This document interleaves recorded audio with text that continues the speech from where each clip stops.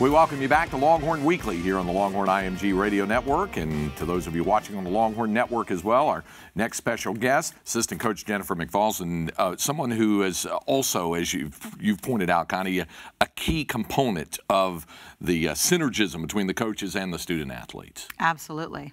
You said it best. You wrapped it up right there. She definitely keeps a pulse on what's going on with the team, and kind of that, that liaison between the staff and the team. Now, we should point out, as we do, about in the interest of accuracy, Jen actually played at Texas A&M, was an outstanding student athlete. And I bring this up only to give you the opportunity to talk about the differences between there and here in terms of, what it was like playing there and what it's like being a part of Texas softball now.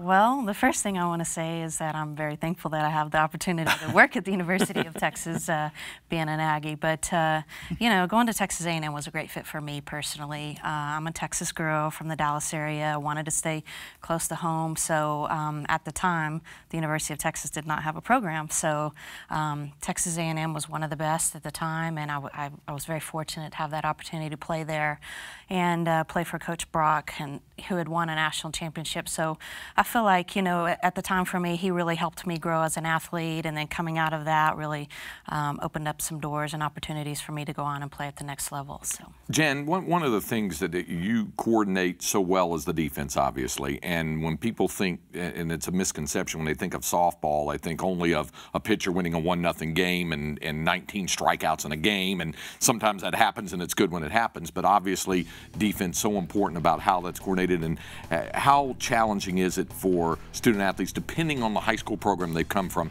to understand what you're expecting of them when they arrive?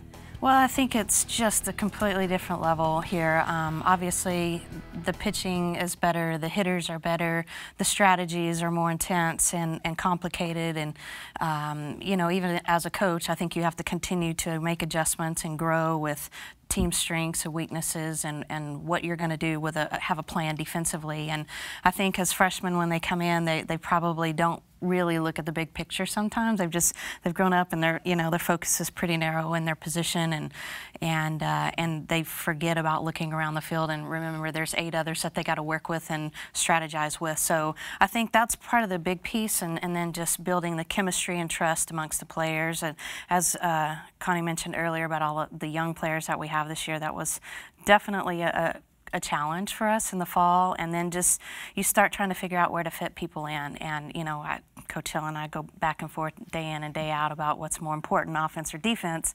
And I always tell the girls, obviously you're going to get your name in the paper if you hit the ball over the fence, but you're going to get your name in the paper if you make that error too. So it's something. It's really challenging mentally in our game to stay in it for 7 full innings sometimes, and every pitch. And with Luna throwing 140 pitches a game, I mean, we have to really focus on staying in every single pitch and every moment.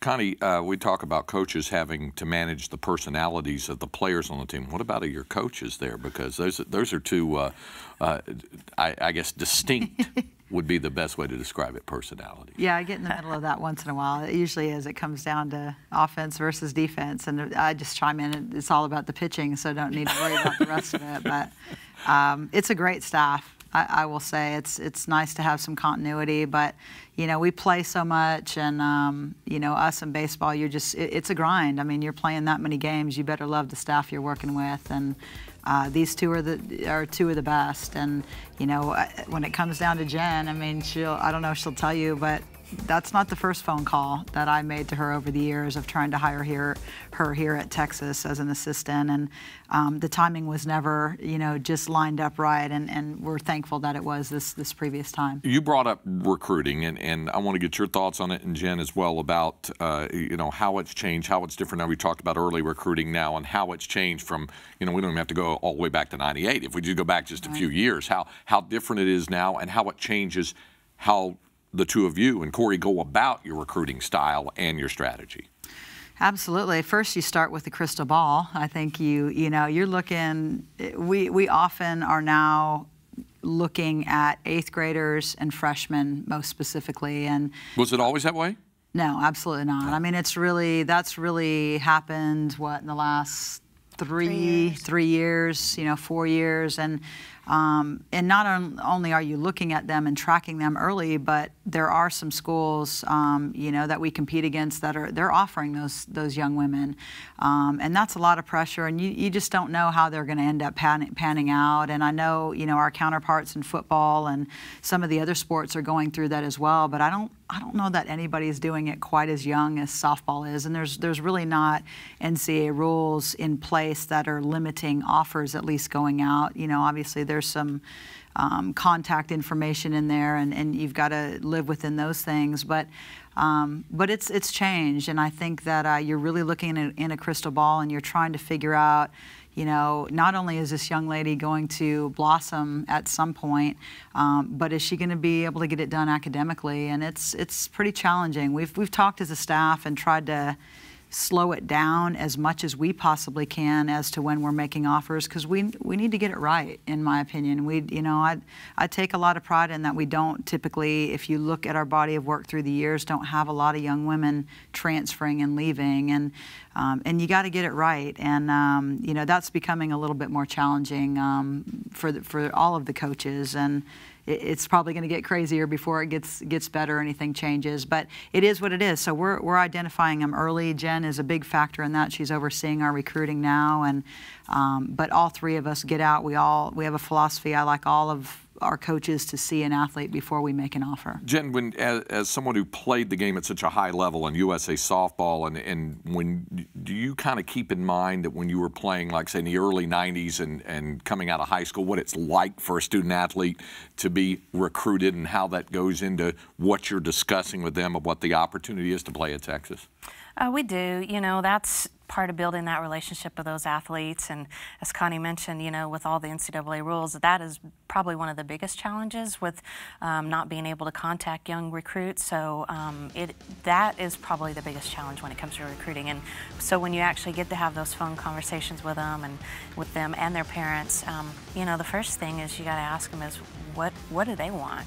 Do they want to play at this level? Because there's a lot of great players out there that a little bit nervous about playing at the next level, or maybe that's really not their goal. Maybe it's their parents' dream, but not necessarily theirs.